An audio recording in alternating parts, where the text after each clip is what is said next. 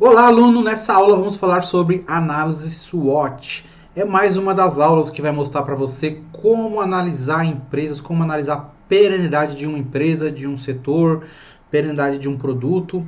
Então, é mais uma daquelas aulas bem técnicas, mas bem legal, que vai te agregar bastante aí no seu conhecimento como um investidor de longo prazo, tá bom? Então, o que é análise SWOT? Ela é também conhecida como matriz SWOT, que dentro da gestão do desempenho empresarial é uma das ferramentas mais simples e ao mesmo tempo úteis que uma empresa tem ao seu dispor para entender o ambiente em que está inserida e criar a base de informações necessárias para planejar o seu futuro. Então, se pode ser utilizada por uma empresa, pode ser utilizada por um investidor, um holder, por que não? Né? Você é investidor de longo prazo, tem que saber analisar bem as empresas que vão compor sua carteira e análise SWOT junto com as 5 forças competitivas trabalham em conjunto ali para você poder identificar fraquezas de uma empresa, pontos positivos e etc. Né? Então, o termo SWOT é o acrônimo para Strengths, Weaknesses, Opportunities and Threats, que quando traduzido, traduzimos para o português, temos a sigla FOFA, né, que significa forças, fraquezas, oportunidades e ameaças. Então a gente tem a representação gráfica aqui do que significa cada uma. Você tem fatores positivos, que são a força e as oportunidades.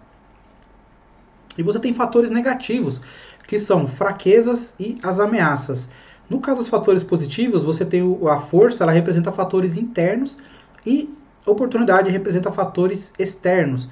Nos fatores negativos, fraqueza representa fatores internos, fraquezas dentro do negócio da empresa, e as ameaças são fatores externos, ameaças de concorrentes e outras coisas que podem ameaçar o business da empresa, tá? E aí vamos passar mais detalhadamente o que é cada uma. E fica até o final da aula, não perca essa aula, porque eu vou fazer análise de algumas ações utilizando a matriz SWOT. E você vai ver como é muito interessante para você poder copiar e fazer as suas análises também, tá? Então vamos falar sobre as forças, né? Como o próprio nome diz, nesse quadrante devemos elencar todas as forças, as vantagens internas da empresa em relação a seus concorrentes. Algumas perguntas que podem ajudar aqui são: quais nossas melhores atividades e processos? Quais nossos melhores produtos? Quais os nossos melhores recursos? E qual nossa maior vantagem competitiva? No quadrante fraquezas, aqui nós temos o oposto. Nesse quadrante precisamos levantar quais as principais desvantagens internas da empresa em relação às empresas concorrentes. De forma bem sincera e honesta, é preciso saber quais são as fraquezas da organização que prejudicam de alguma forma o negócio, fazendo perguntas como: nosso pessoal está devidamente capacitado? Nossas matérias-primas são de qualidade? Nossos processos são confiáveis? Conhecemos nossa concorrência?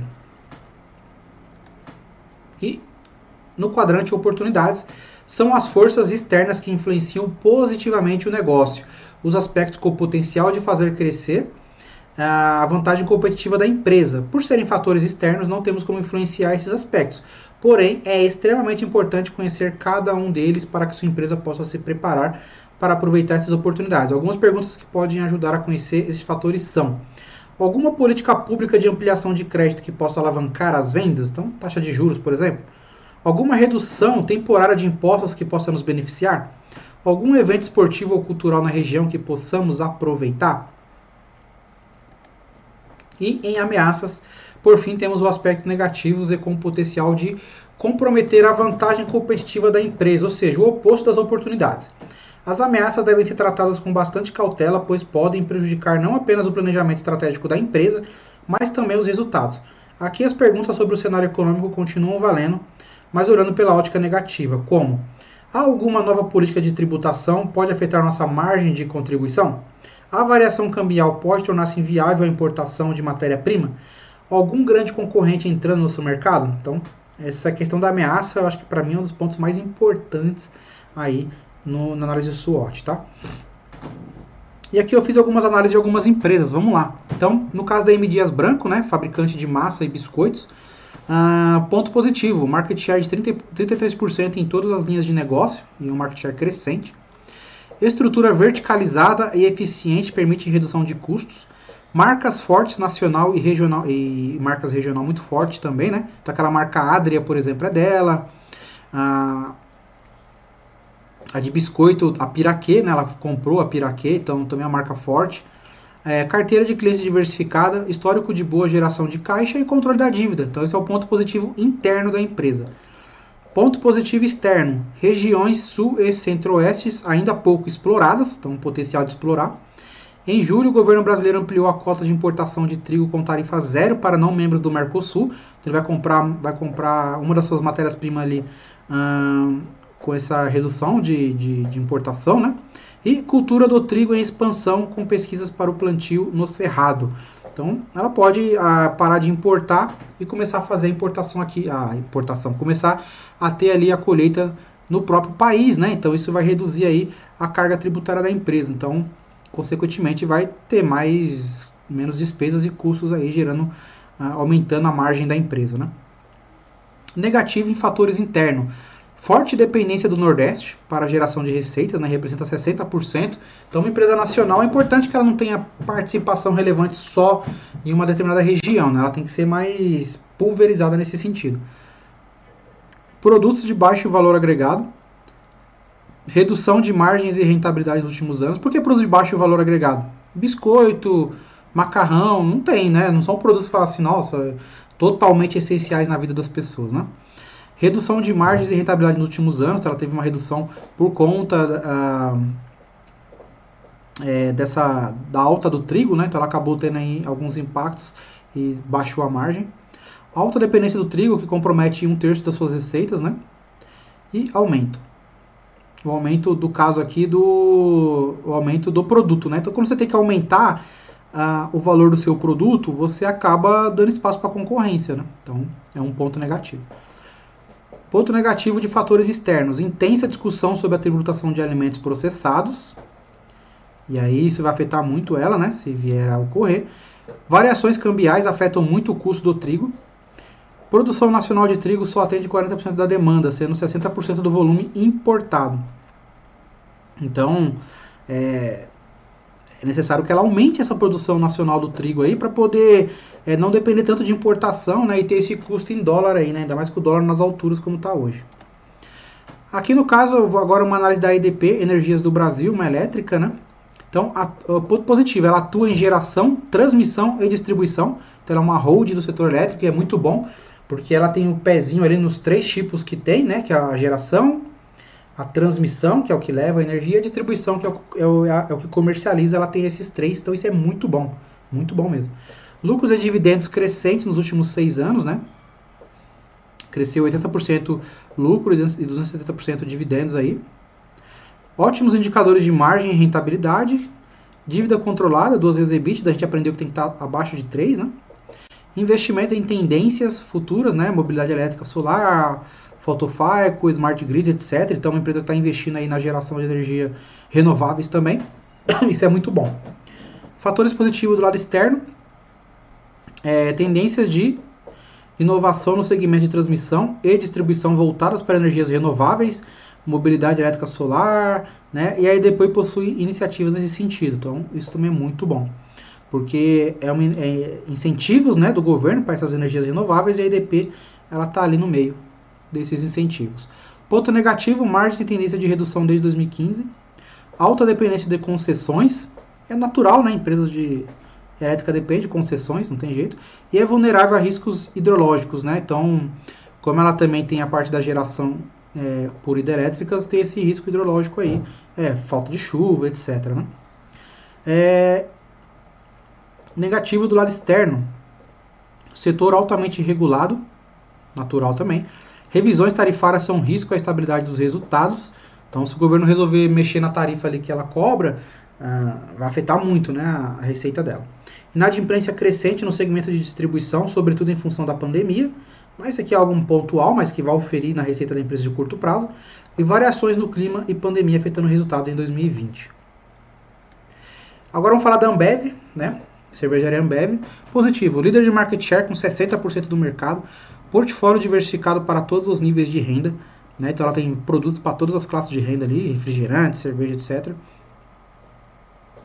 Líder nacional em cervejas puro malte e artesanais, até porque ela compra uma boa parte da concorrência aí quando vem as cervejarias artesanais, né? Altas margens permitindo enfrentar a concorrência com preços mais agressivos. balanço resiliente com alta reserva em caixa. Então tem muito dinheiro em caixa Ambev. Ponto positivo do ponto externo. Principais concorrentes com dificuldades para passar pela crise. Empresa reconhecida por sua iniciativa de sustentabilidade. Então, a gente viu até bastante propaganda da Ambev, coisas que ela ajudou na pandemia aí, que ela doou, né? Isso é bom para a imagem da empresa. Quase 50% da população no Brasil ainda não consome bebidas alcoólicas, havendo espaço para crescimento do mercado. Negativo. Tendência crescente no custo dos produtos vendidos, né? O CPV. Margens decrescentes desde 2012. Dependência de commodities, as quais possuem alta volatilidade de preços, né? Então, uma cervejaria, ela também precisa de commodities ali, e isso afeta a empresa como um todo ali também, né? Negativo externo. Aumento da concorrência tem pressionado suas margens, então a Heineken chegando com tudo aí. Inclusive na aula do market share a gente mostrou, né, um pouquinho como a Ambev vem perdendo um pouco parte desse market share para a Heineken e para a cervejaria Petrópolis. Condições econômicas da Argentina são um risco para a estabilidade dos resultados, que é uma boa parte da receita dela vem da Argentina também. Percepção de qualidade das marcas core, Skol, Antártica, Brahma é um desafio, né? As pessoas até brincam, né? Tem gosto de milho, etc. Então isso é pesado.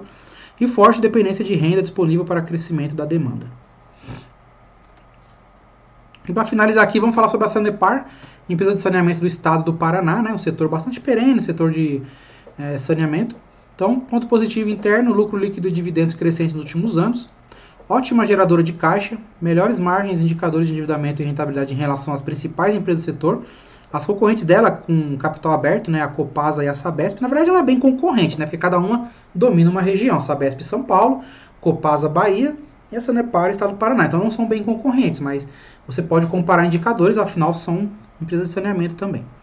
Fator externo, negociada a múltiplos mais descontados em relação aos principais preços de mercado de saneamento. Então ela está mais barata, né, que os concorrentes ali.